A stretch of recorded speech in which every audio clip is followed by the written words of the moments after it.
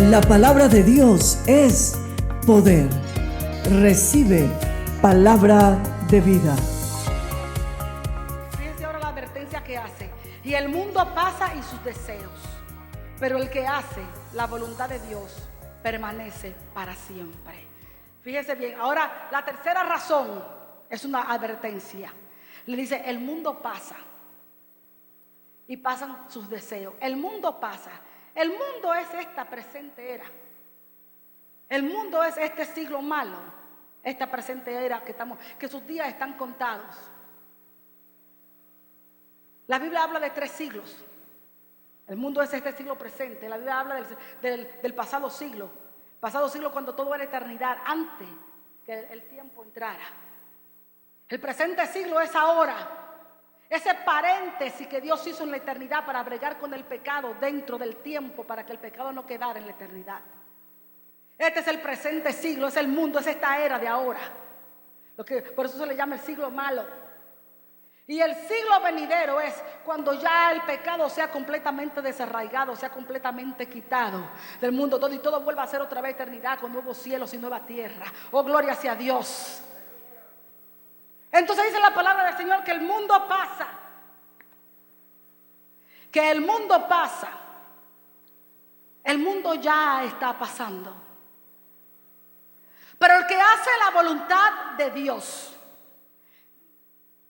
mire el verbo, el que hace.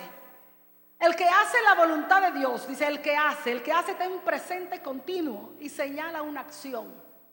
Señala una acción activa, el que hace, el que hace, el que hace, el que hace, el que hace, el que hace, el que hace es un hacedor de la voluntad de Dios.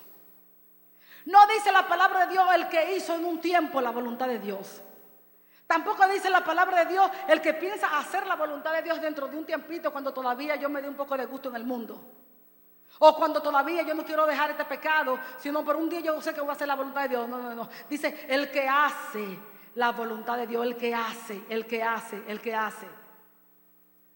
Dice permanece. O sea, el que hace la voluntad de Dios permanece para siempre. El que hace la voluntad de Dios ya está permaneciendo. Este mundo está pasando y el que hace la voluntad de Dios ya está permaneciendo. Ya está permaneciendo, ya está permaneciendo. Está también en un presente continuo e indica una acción continua. El que hace la voluntad de Dios permanece para siempre. En todo lo que hemos leído, hemos visto acá un contraste. El que ama al mundo, el amor del Padre no está en él. El amor del Padre no está en él porque no hace la voluntad de Dios. Son dos cosas incompatibles y el que ama a Dios tiene que excluir totalmente al mundo. El que ama a Dios no puede siquiera tener amistad con el mundo. Ya le expliqué a lo que se refiere. De ahí es que el apóstol Santiago dice en el capítulo 4, en el versículo 4, hablando también del mundo, dice, oh almas adúlteras, ¿no sabéis que la amistad con el mundo es enemistad contra Dios? Que si os hacéis amigos del mundo se constituye enemigo de Dios. ¿O creéis que en vano dice la Escritura, el Espíritu que ha hecho morar en nosotros nos anhela celosamente? Yo quiero que usted abra su corazón bien, que entendamos de qué manera que Dios nos ama. Fíjese bien que dice, oh almas adúlteras. Cuando nosotros compartimos con el mundo, no estoy hablando de que no vayamos a los pecadores, entiéndame bien. No estoy hablando de que no vayamos al mundo a hablar a los pecadores, no estoy hablando de eso. Ya le dije, estaba hablando de abrazar los placeres mundanos, todo aquello que no edifica mi espíritu, todo aquello que lo único que hace motivar y levantar tu carne y llevarte al pecado es la mundanalidad. Todo aquello que es pecado, que hace pecado o provocas pecado, es la mundanalidad. Todo aquello que se rebela en contra de Dios, de su santidad. Amén. El apóstol Santiago lo llama que es adúltero. Cometemos un adulterio espiritual. El que se amista con el mundo se hace enemigos contra Dios. Adulterio espiritual. El adulterio espiritual es como una violación al pacto de Dios con el hombre. Porque en el pacto de Dios con el hombre hay una relación de esposo a esposa. Dios en su pacto establece con el hombre una relación donde Él demanda amor y fidelidad incondicional. ¿Cuántos saben que somos la esposa del Cordero? Vamos a celebrar nuestras bodas. Entonces, lo que demanda en este pacto para con el hombre es fidelidad y un amor incondicional, exactamente como el que Él nos da a nosotros. Y ese amor lleva una calidad de celo, pero es un celo que va a conducir para que esa relación se mantenga intacta.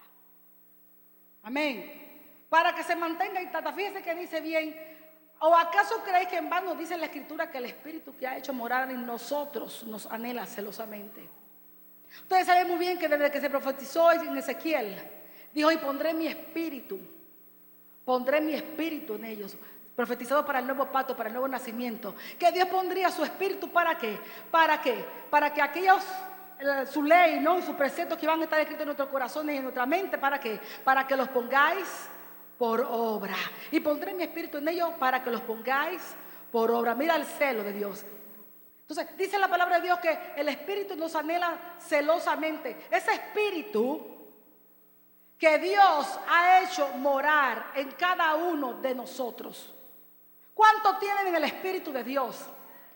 Ese Espíritu es el sello de propiedad de Dios. Cuando Dios puso su Espíritu en ti, está diciendo: tú eres mío, mío eres tú. Te he llamado por tu nombre. Y ese Espíritu que está en ti te anhela, te ama con celos, te cela.